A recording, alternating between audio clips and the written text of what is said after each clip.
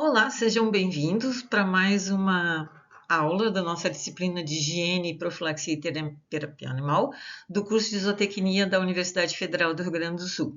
Meu nome é Verônica Schmidt e eu sou a professora, então, na temática de epidemiologia. Hoje a gente vai conversar um pouquinho sobre epidemiologia, o que é, e alguns conceitos que envolvem o estudo da epidemiologia. Tá? A epidemiologia, na verdade, se a gente pensar na palavra em si, no significado, epi é sobre, demos, população, né, e logos é estudo. Então, é estudo sobre as populações. A gente utiliza muito o termo epidemiologia quando a gente está estudando as questões de saúde dentro de uma população. E para a gente considerar ou estudar saúde, a gente usa como nosso indicador a questão da doença. Né? Então, a gente vai avaliar a saúde do indivíduo a partir da não doença. Para saber se ele não tem nenhuma doença, a gente tem que investigar as determinadas doenças. É um negócio um pouco, né, difícil da gente pensar no primeiro momento, mas a gente quer um rebanho saudável, né? E para saber se o rebanho é saudável, a gente tem que investigar se ele não está doente. Vamos dizer assim, é a forma mais interessante. Promoção da saúde é algo extremamente necessário, né? Então, para a gente ter um rebanho saudável, ter indivíduos saudáveis, a gente tem que pensar em como promover a saúde, né? Desta forma, para pensar principalmente a promoção da saúde tem uma relação direta com profilaxia, que é o nosso tema principal da disciplina, né? Mas a gente tem que conhecer como que as doenças acontecem, né? Então, quem são os seus agentes, né? Quem vão causar doenças, como que eles acontecem, se eles são cíclicos, se eles são periódicos, se acontece em uma estação do ano mais que em outras, né? Se tem uma relação muito mais com o tipo de indivíduo, qual a espécie, muitas vezes relacionados à raça, né? Então, como que isso se distribui, como que isso vai acontecer, né? Se a gente tem ou não tem como fazer diagnóstico precoce, a gente tem como identificar essa infecção ou essa doença, de um modo geral, de uma forma bastante precoce para evitar que ela venha a evoluir, né? E, acima de tudo, pensando nas questões do meio ambiente. Aí a gente tem uma questão de saneamento. Saneamento é uma medida de profilaxia, né? Mas a gente tem que conhecer como que esse ambiente se apresenta dentro do nosso sistema de produção, né? Para determinar ou não se ele tem algum envolvimento com a ocorrência de alguma enfermidade. Né? Então, aqui são apresentados alguns gráficos que a gente vê como isso ocorre, né? Na questão aqui do código, das barras, a gente está vendo que acontece mais em uma época em outra, né? Tem algumas diferenças aí que vão apresentando, e isso é importante para a gente conhecer uma enfermidade e determinar principalmente quando a gente vai tomar medidas, né? Para que elas não venham a ocorrer. Então, a epidemiologia, acima de tudo, ela tem uma relação direta entre agente, hospedeiro e meio ambiente. Tá? Isso é o que a gente chama de tríade epidemiológica. Não existe uma doença sem agente, né? Então, se não tiver uma bactéria, se não tiver um fungo, se não tiver um agente patogênico, a doença não vai acontecer. A interação desse agente com os hospedeiros, com os indivíduos que vão efetivamente adoecer, é extremamente importante. Né? Então, como que esses hospedeiros se apresentam para que a doença possa ou não acontecer, e normalmente o meio ambiente está envolvido no processo. Pode ser a forma como a gente maneja esses animais, né? Como a gente mantém as questões ambientais, se esse ambiente é muito escuro, se ele é muito úmido, se ele não é suficientemente arejado, então tem uma relação direta aí com o processo em si. Né? A gente tem que conhecer a ecologia das doenças, então o que é que vai determinar que esse agente sobreviva naquele ambiente, quais são as espécies que são afetadas, se ele vai ou não ter um hospedeiro intermediário, principalmente os parasitos acabam tendo isso, alguns vírus também, né, em função da forma como eles são disseminados. E, acima de tudo, a gente conhecer como que essas doenças ocorrem na população. Né? Então, as formas de ocorrência, se elas acontecem sempre, se elas acontecem esporadicamente, se aquela é uma zona onde a doença está sempre presente, a gente sabe que ela tem um nível baixo, mas ela está sempre ali. Se ela acontece esporadicamente em um número muito elevado de indivíduos, então a gente tem que conhecer como que a doença acontece em si, e é isso que a gente vai conversar um pouco agora. Tá? Então, alguns conceitos que a gente precisa conhecer também para falar em relação à ocorrência de doença, a questão da epidemiologia das doenças, né? Conhecer o que é um agente etiológico, né? Então, um agente causal, um agente etológico, um agente que causa enfermidades, que seja patogênico, né? Então, que tem a capacidade de causar uma enfermidade, pode ser um vírus, uma bactéria, um parasita, um fungo, né? A gente está falando aqui de indivíduos biológicos, né? De agentes biológicos, tá? Mas a gente pode ter planta tóxica, né? Quando a gente fala em fungos, a questão das micotoxinas, então tem aí vários, a gente pode ter produtos químicos, né? No ambiente que também vão ser importantes, tá? Mas então um agente etiológico é aquilo que causa, né, que pode causar uma patologia, tá? Quando a gente fala um hospedeiro ou suscetível, a gente está falando no indivíduo que tem capacidade ou que possa oferecer uma chance para que aquele patógeno se desenvolva, né, e cause uma enfermidade, tá? Então, hospedeiro suscetível é o indivíduo que vai adoecer, né? Ou que se não vai adoecer, pelo menos vai albergar. Então, quando ele alberga, mas não adoece, né? Ele é importante do ponto de vista da epidemiologia, porque ele vai ser um portador epidemiológico, ele vai ser um indivíduo que alberga o agente, mas não manifesta a doença, então algumas vezes é difícil da gente identificar, por isso que a gente precisa a questão do diagnóstico precoce, né? Quando a gente consegue identificar um indivíduo, não que ele está com sintoma, mas sim que ele está infectado e por isso ele é importante dentro do rebanho, porque ele vai se tornar o que a gente chama de uma fonte de infecção, que está um pouquinho mais adiante, né? A gente tem que separar o hospedeiro definitivo do hospedeiro intermediário. Então, o hospedeiro definitivo é o suscetível que vai adoecer, embora muitas vezes a gente tenha um hospedeiro intermediário que também manifeste sintoma, né, em algumas enfermidades, mas de um modo geral o hospedeiro intermediário para nós é muito importante, porque ele é a nossa ligação entre as questões ambientais e o nosso levar o patógeno até o hospedeiro suscetível, né? E fonte de infecção, então, aonde o indivíduo vai se contaminar, vai ter uma infecção, né? Onde que ele vai ter contato com esse agente, que muitas vezes pode ser o hospedeiro intermediário ou pode ser no próprio ambiente um contato direto, tá? Então, a gente conhecer um pouquinho a respeito disso. Aqui está a nossa famosa tríade epidemiológica, né? Eu tentei trazer para vocês aqui, seriam os nossos agentes, então vírus, bactérias, né? Aqui todos com carinha de mal, né? Porque a gente tem que pensar que a gente tem vírus e bactérias e fungos que são extremamente importantes, né? Se a gente pensar na produção de vinho, produção de cerveja, a gente vai ter aí leveduras, né, que são importantes no processo de fermentação de produção de bebida e não são patogênicas, né? A mesma coisa que eu estou trazendo uma vaca, mas a vaca é um hospedeiro suscetível quando a gente está trabalhando com patógenos, mas a gente tem que lembrar que no leite em si tem vários micro-organismos que são aqueles que vão produzir o queijo, que vão produzir bebidas lácteas, né? Então, existem micro-organismos que não são patogênicos e vão estar presentes nos nossos indivíduos, né? Se a gente pensar em todo o trato gastrointestinal, pensando aqui no ruminante, para que aconteça o processo de ruminação, de digestão nos animais de um modo geral, a gente vai ter micro-organismos, né? Mas aqui a gente está pensando como agente aquele que é patogênico, aquele que tem a capacidade de causar alguma enfermidade, causar algum mal ao indivíduo, tá? Ao seu hospedeiro. E nessa relação aí a gente tem o meio ambiente, né?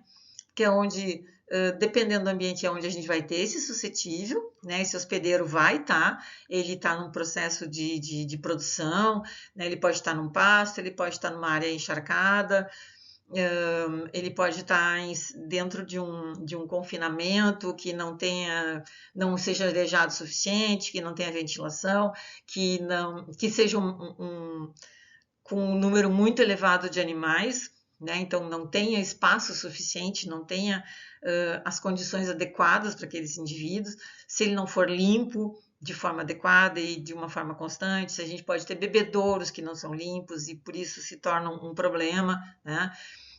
Assim como esse ambiente vai estar, então, sujeito a albergar esses agentes, né? Então, essa relação aqui sempre vai existir. Se a gente pensar, por exemplo, um agente patogênico que causa diarreia, né, no momento que ele causou diarreia num animal, num hospedeiro, essa diarreia vai estar no ambiente e nesse ambiente ela pode causar infecção a outros indivíduos, né? E assim a gente vai ter sempre essa interação entre os três. Tá? Como eu disse antes, para que uma doença aconteça, o agente tem que estar presente. Não adianta a gente ter um agente se a gente não tiver hospedeiro também, tá? E tem que haver interação entre eles. Então, eles são necessários, né? O agente é necessário, o hospedeiro suscetível, ele é necessário em condições que favoreçam o desenvolvimento, e as questões ambientais, o ambiente tem que ser favorável para que os micro-organismos se desenvolvam e que esse hospedeiro fique suscetível, então, a se infectar. Tá? Aí vamos trazer algumas características de agente, hospedeiro e meio ambiente, né? Então, quando a gente fala micro-organismo, a gente tem que pensar qual é a espécie, cada espécie tem uma característica diferente. Isso significa que a gente aqui está trazendo uma salmonela, que é um micro-organismo que vai estar presente com oxigênio. Então, as questões de sobrevivência ao ambiente, de que forma que isso acontece, né? Quando a gente fala em Clostridium, a gente está falando em um micro-organismo anaeróbico, então ele precisa de condições ambientais diferenciadas. Então, a gente vai ter muitas vezes quando a gente fala em podridão de cascos, a gente está ali trabalhando em ovinos, a gente está trabalhando com um ambiente anaeróbico, justamente por quê? Porque vai ter deposição de fezes ou deposição de terra, né? E esse material cria um ambiente ali anaeróbico se haja o desenvolvimento do micro-organismo que vai causar podridão do casco, né?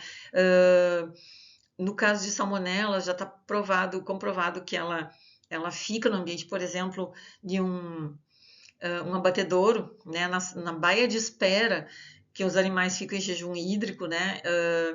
Então, nesse local, se a gente tiver animais ali que sejam portadores, pensando em suínos, por exemplo, portadores de salmonela, que alberguem salmonela no seu intestino, tá?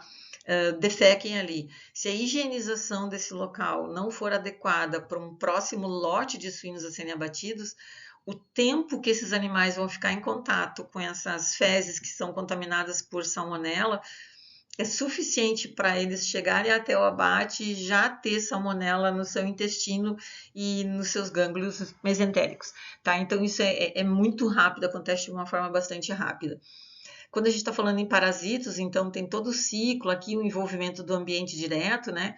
Para que os ovos que caiam no ambiente, no pasto, se tornem larvas infectantes, para que quando o animal então ingira, vai fazer a ingestão do pasto, ele junto vai estar levando larvas infectantes, né? E a partir daí então desenvolve todo o processo, defeca de novo, e assim vai um processo de contaminação, recontaminação, tá?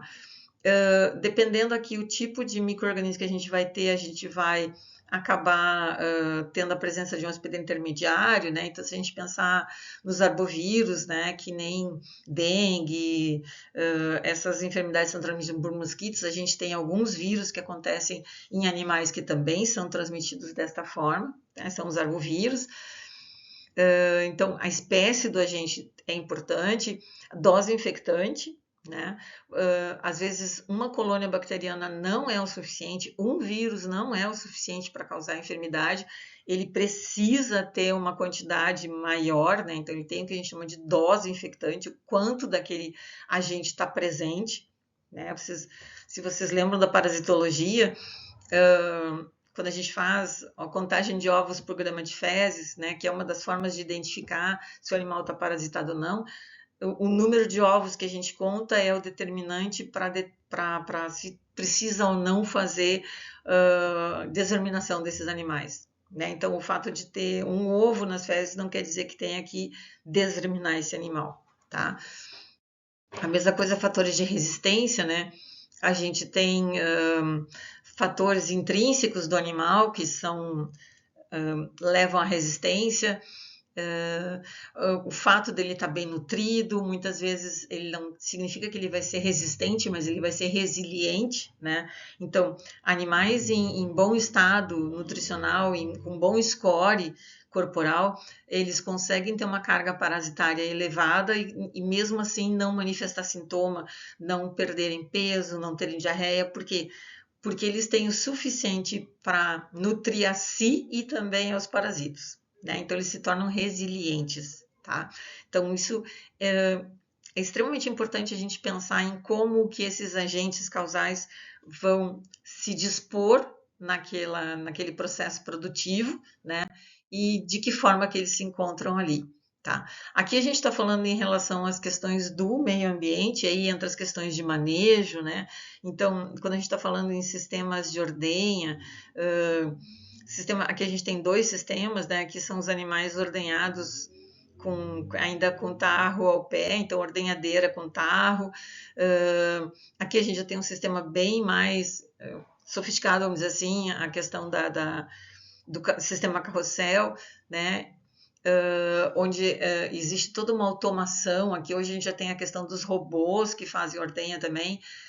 E esses processos, quanto mais tecnificado ele for, ele também precisa vir acompanhado de quem saiba trabalhar com essa tecnologia, né, para que essa tecnologia não se torne um fator ambiental que adicione o risco desses animais terem algum problema, né? Então, quando a gente fala em ordenha mecânica, essa ordenha, se ela for em animais leiteiros, se a ordenha for além, né? Por exemplo, quando o animal tem um teto que produz mais que outro, se a gente não tirar essa teteira desse teto que já se esgotou, a gente fica traumatizando esse teto durante muito tempo, enquanto o outro ainda está produzindo leite. Então, tem que saber trabalhar com a tecnologia. Não adianta também não fazer uma higiene adequada desse material, né? Não adianta ter um processo tecnológico se a gente não souber utilizar. Tá? A questão da forma de produção de suínos, nos animais que a campo, né? Locomoção, se é feito casco sim ou não, né? Como é que a gente está trabalhando com esses indivíduos? Aí entra a questão de nutrição, a fase aqui na mãe bem desculpa, é o hospedeiro, mas a fase que a gente se encontra, a presença ou não de animais silvestres, de outras espécies animais junto, a possibilidade de transmissão entre essas espécies, principalmente espécies silvestres serem portadores, né? Então albergarem muitas vezes um patógeno e serem os disseminadores. A gente vê muito em questão da influenza aviária, se trabalhou muito isso com as aves migratórias, né? Rotas de aves migratórias e a possibilidade, então, de essas aves levarem o vírus de um ambiente para o outro durante suas rotas e principalmente animais próximo a onde essas aves fazem as suas paradas, os seus pousos, né? Em áreas com água e a partir daí então haver a disseminação das enfermidades e tem vários trabalhos demonstrando isso, principalmente na questão da influenza. Tá? Então, conhecer um pouco sobre o sistema de manejo, as tecnologias utilizadas, em que fase produtiva ou fisiológica o animal se encontra, então é diferente a suscetibilidade de uma fêmea prenha, de uma fêmea seca, de uma fêmea que está vazia, né, de uma fêmea que está com a cria ao pé, o estado, a época de produção que se encontra esse indivíduo, né, faixa etária, é jovem, é adulto, estão vivendo juntos, né, se a gente tem enfermidades que num animal adulto elas não se manifestam, o parasito não se manifesta como doença, mas no animal jovem aquele mesmo parasito vai manifestar como doença, né, vai trazer problemas ao indivíduo. Tá? Então, de novo, aqui a questão de raça, espécie. Né? Hoje, por exemplo, em aves e suínos, a gente trabalha muito mais com linhagens do que com raças, né? Justamente porque são linhagens que são mais produtivas, né? Desenvolvem mais rápido. No caso dos suínos, tem os cortes mais valorizados, com maior produção. Então, aves de postura que conseguem ter um ciclo de produção maior, né? Então, tem vários fatores, e esses animais, dependendo da forma, o processo que eles recebem, eles são selecionados para serem mais resistentes, mais resilientes, mas também, às vezes, a gente pode ter uma linhagem que seja muito mais suscetível a um determinado agente patogênico, tá? Aqui sim, falando da questão do meio ambiente, né?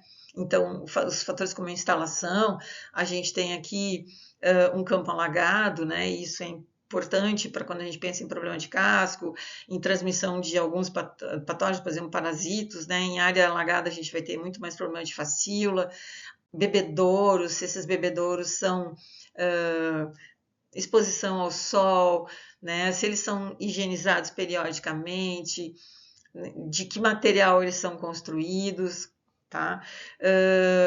A forma como os animais são mantidos. Então, se a gente tem solário, animal confinamento, se ele tem acesso ao sol, sim ou não, principalmente nos bovinos, nos ruminantes, de uma geral, isso é muito importante, né? De que forma são estocados os materiais, onde eles têm contato, onde é que estão os alimentos guardados, né? De que forma que eles são armazenados. A gente muitas vezes tem, se vocês tiverem um dia a chance de observar durante as exposições e feiras, por exemplo, na Expo Inter é muito fácil de ver isso, são feitos pastagens para a presença durante a Expo Inter, a gente ter presença de principalmente aveia, né, para cortar para os animais, e esses pastos são cortados e eles são colocados em um local para as pessoas irem lá e buscar, né? E a gente vê assim, existe o horário em que eles trazem esse alimento e o pessoal corre para pegar justamente o que está por cima, porque esse material, quando ele fica durante muito tempo ali, principalmente o corte da manhã, que é quando ainda tem orvalho, ou o pasto ainda está úmido, esse pasto armazenado, colocado, são carretas e carretas de pasto colocado uma em cima da outra, quando a gente vai ver o que está no fundo, está quente, está fermentando já, né? Então, isso é um problema quando a gente pensa para ofertar aos animais depois, né? Aqui falando da questão do saneamento, então a produção de biogás, né? De que forma é produzido, isso hoje tem uma relação direta não só com as questões de saúde animal, mas também com as questões de saúde ambiental, quando a gente pensa na questão dos gases de efeito estufa, né, de que forma que a gente está armazenando esse dejeto, o que a gente está gerando, para onde está indo esse metano que é produzido em áreas de decomposição anaeróbica. Né, está sendo utilizado, está virando um insumo para a propriedade, né, como energia renovável, sim ou não. Isso é passível de ser utilizado como crédito de carbono, isso é coisas que vocês provavelmente vão ver na gestão ambiental. Né? Aqui os sistemas de lagoa para tratamento de efluentes líquidos, né? Aqui são um sistema de compostagem de resíduos sólidos e resíduos líquidos. Isso é um sistema muito interessante que foi lançado para dejetos suínos, onde a gente tem maravalha ou cama, né? Se os animais forem criados em cama, é possível utilizar aqui, ou então, nesse caso, isso é em harmonia, onde tem bastante indústria moveleira, né? Então eles têm muito material, muitas sobras de madeira e eles utilizam esse material então como base, e aqui em cima é despejado com movimentação os resíduos líquidos, né? Os dejetos liquefeitos, então que é de suínos que são recolhidos então com água, e a partir daí eles conseguem, se a gente pensar num sistema como esse, como Lagoas, a gente vai ter que aqui uma área muito grande para colocar todo esse material. Se for uma esterqueira, tem que ficar 120 dias armazenados aqui, isso é norma da FEPAM. Então a gente tem que ter mais de 2 tanques para poder deixar o material armazenado. Se forem lagoas, essas lagoas precisam de pelo menos 60 dias de retenção, né? Então, assim, para passar de uma lagoa para outra, é bastante espaço necessário. Neste caso aqui, trabalhando resíduos sólidos com resíduo líquido, fazendo uma co-compostagem, que a gente fala, né? Alguns dizem que é compostagem líquida, né? Não gosto do termo, eu prefiro que seja uma co-compostagem, mas é uma questão de uso, o pessoal usa as duas. Né? Esse material aqui, lá em Harmonia, chegou a ficar durante 6 meses, a mesma cama sendo revirada e colocando resíduos em cima. Então, uma questão de aproveitamento de espaço, né? E de produzir aqui um material super rico.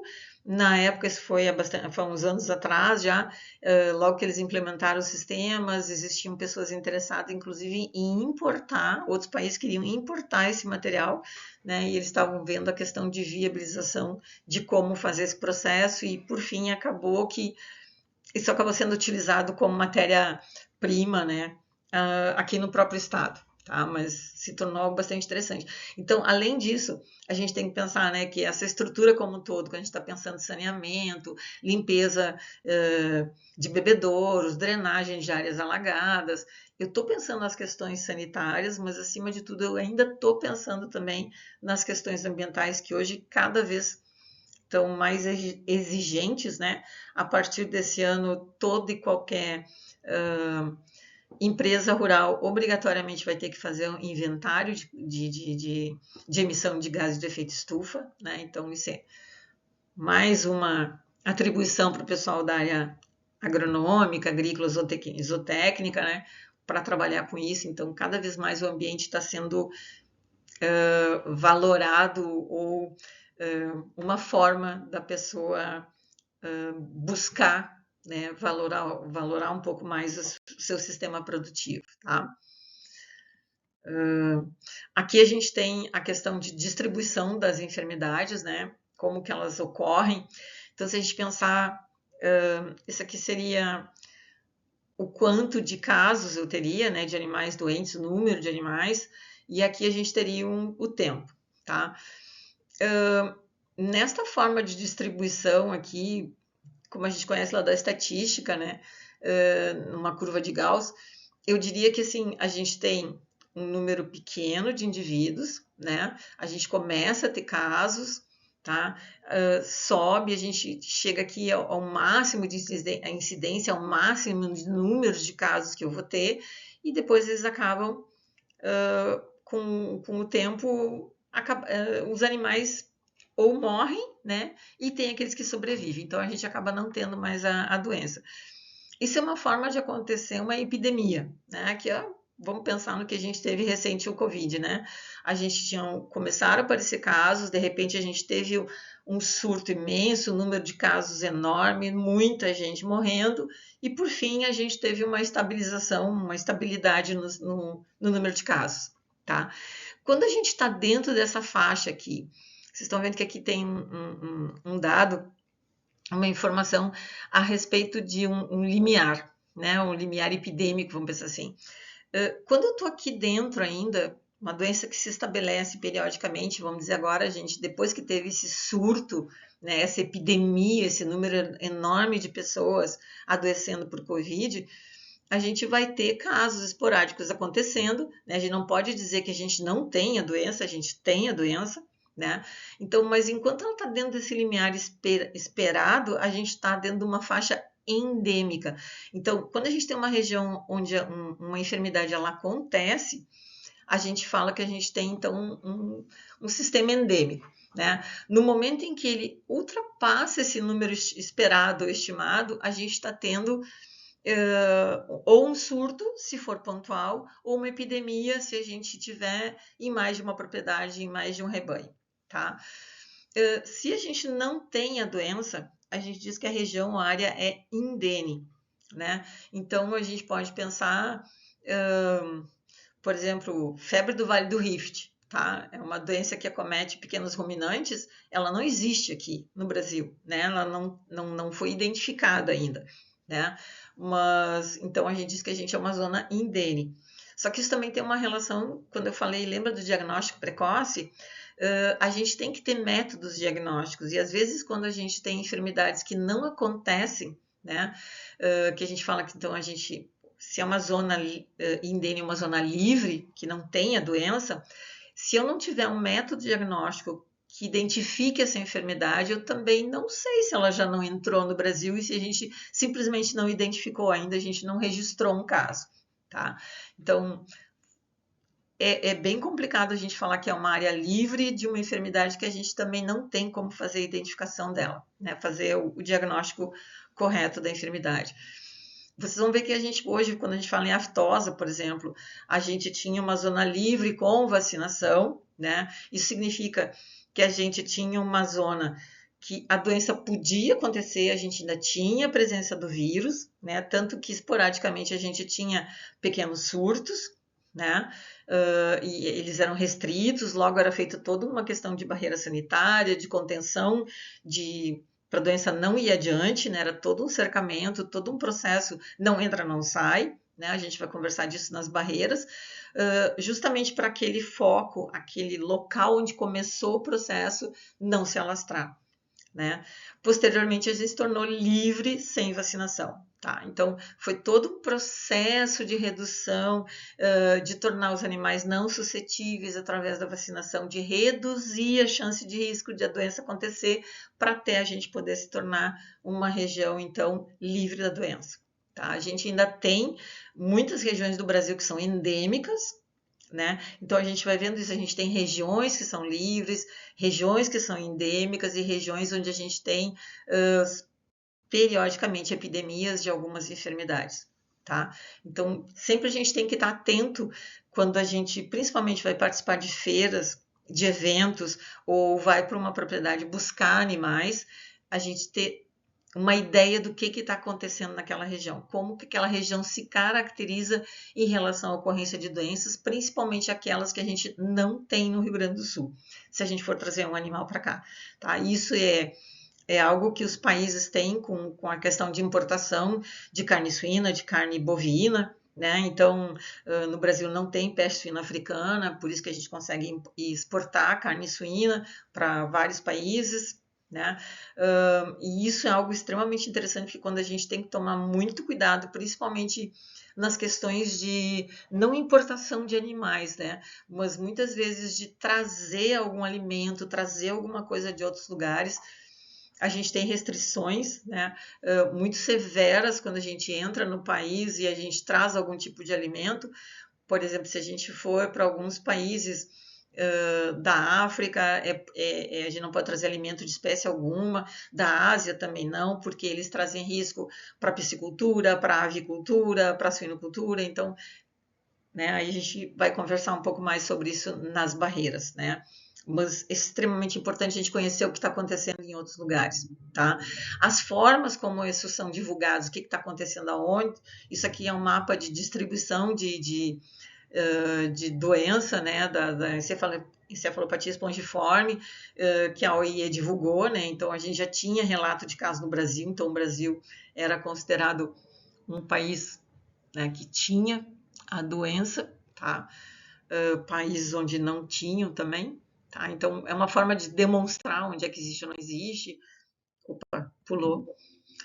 Mas assim, aqui são formas de trabalhar com a raiva humana no Brasil, né? A raiva a gente vê muito mais dados em humanos do que nos animais mesmo, mas mesmo assim, os casos de relato humano, eles nos levam a procurar onde que existe em animais, e isso nos trazem os focos. Esse aqui é um caso, né, de onde a gente teve animais, principalmente aqueles que foram responsáveis por transmitir aos humanos, né, quando a gente está falando aqui não na raiva urbana, né, hoje a gente já nem diferencia mais tanto a raiva urbana da raiva silvestre, como se fazia muitos anos atrás, porque hoje a gente já tem a inserção de animais silvestres na região urbana, né? Assim como a gente tem a presença na região rural de cães transmitindo para humanos, então já não existe mais essa coisa de cão na cidade e os animais silvestres fora da cidade, né? E aí vocês veem assim registro de todos os animais, né? E aqui no caso, principalmente primatas, mas a gente tem presença de cervídeos, né? Principalmente quando a gente trabalha em áreas onde ainda tem bastante animais silvestres convivendo com o sistema de produção como um todo. Então, são formas da gente identificar onde que existem, né? A gente tem os boletins epidemiológicos que trazem para a gente algumas informações sobre aquelas doenças, principalmente as de notificação obrigatória, né? Que a gente consegue, então, identificar onde é que está acontecendo, tá? Então, isso era o que a gente tinha para conversar hoje, né?